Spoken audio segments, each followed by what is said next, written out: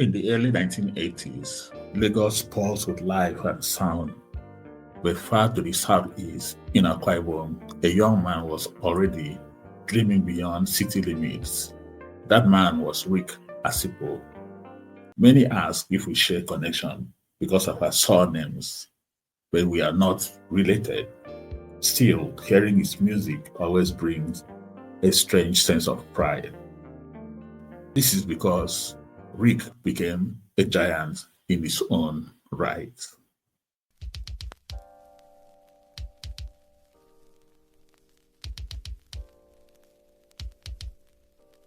Rick's musical journey took him across the Atlantic. Studying in Houston, Texas, he joined the People's Workshop, a collective of Black artists where experimentation and collaboration thrive.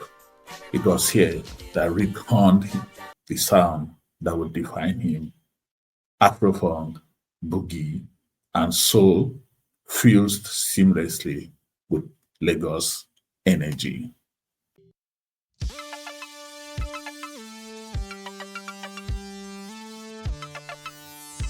In 1981, Rick recorded Got to Be Me at River City Studios in Baton Rouge, Louisiana, United States of America.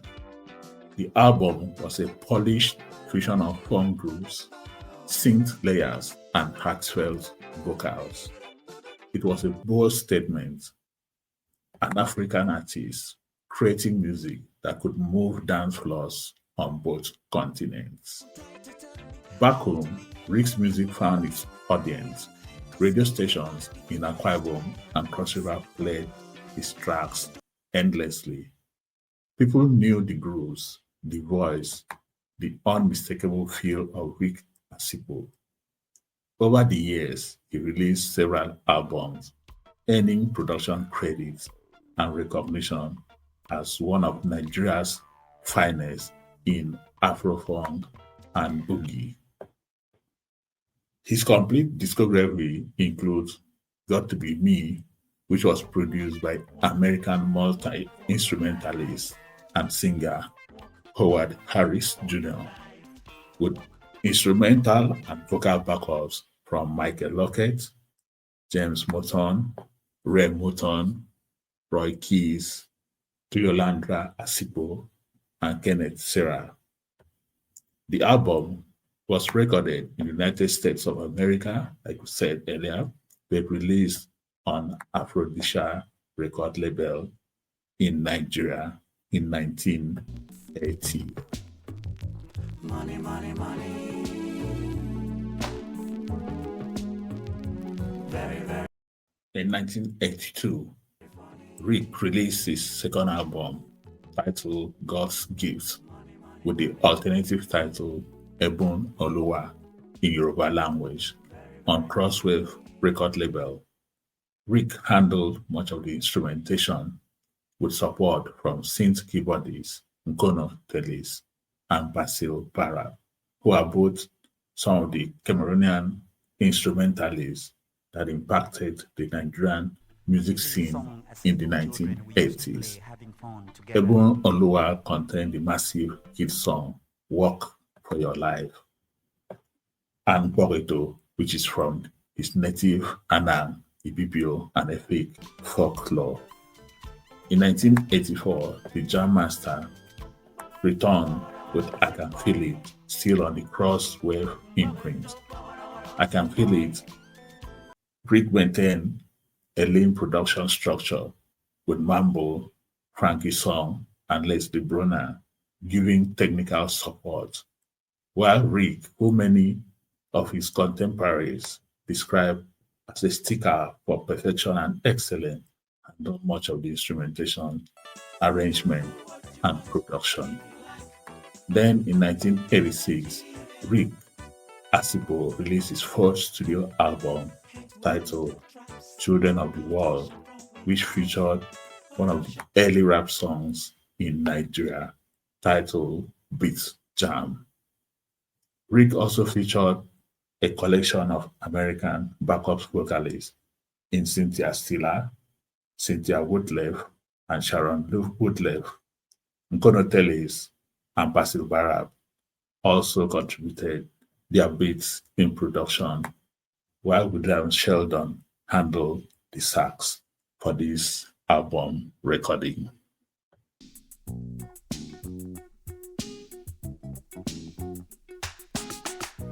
In 1991, Rick released his last studio album titled Unite the World, which saw him pulling in his original American collaborators for the recording. The recording of this album took place at the Sugar Hill Studios in Houston, Texas, United States of America, one of the oldest recording facilities in the country, and the same studio that launched the careers of American female trio Destiny Child.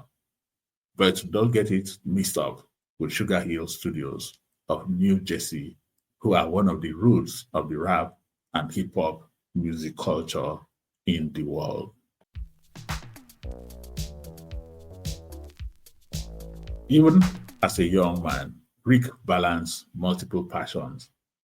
He was popularly named Rigogo as goalkeeper for the Coastal Rangers, the nickname of the Methodist Boys High School Oron team in Akwa Ibom State in the 70s. He also played for a local amateur football team in the state before his sojourn abroad. Rick's influence was not limited to performance. His production work, mentoring of younger musicians, and innovative arrangements left an indelible mark on Nigerian music. Tracks from Got to Be Me and later albums remain sought after by collectors and DJs alike.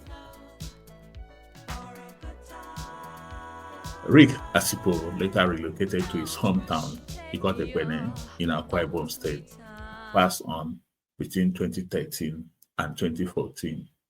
It is indeed a sad one that we couldn't find a reliable source to confirm the exact month and year he died. We'll keep you informed when we are certain on this channel.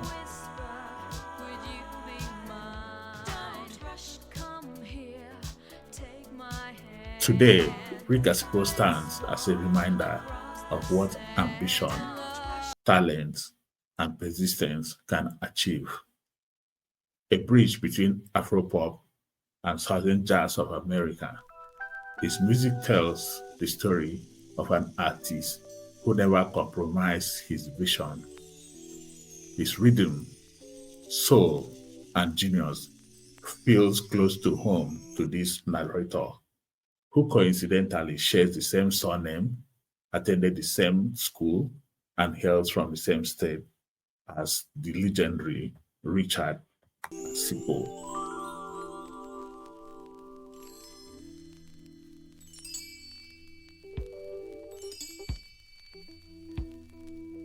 Thank you for watching this video. If you like what we are doing, kindly subscribe if you are yet to do so. Like and share this video, which was brought to you by Music in My Ears channel. Peace.